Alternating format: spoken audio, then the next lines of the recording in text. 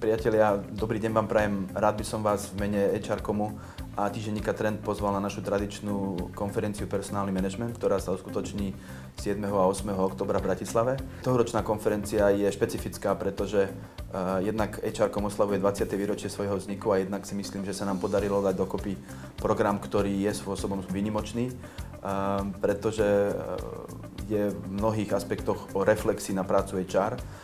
Jednou skupinou rečníkov na našej konferencii sú ľudia, ktorí naozaj majú čo povedať do práce HR, a to sú tí, ktorí ju riadia, čiže generálni riaditelia firiem. Ja sa už dnes veľmi teším, či už na príspevok pána Čapeka zo spoločnosti NN alebo Igora Vidu zo spoločnosti Raiffeisen Česká republika.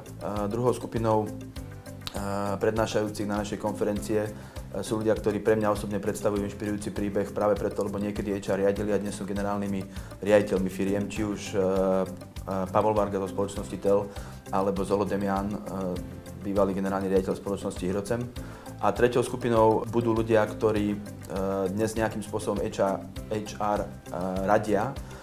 Ja sa špeciálne teším na pána Arona Marka, ktorý bol dlhé roky regionálnym riaditeľom spoločnosti Microsoft a má veľa čo povedať o motivácii obchodných tímov. Špeciálne by som chcel ešte vyzvihnúť jedného rečníka, a to je pani Jana Sušková, ktorá 14 rokov robila v rôznych funkciách v biznise a po týchto 14 rokov skúsenosti sa dala na dráhu HR riaditeľa a jej pohľad môže byť pre nás tiež veľmi zaujímavým.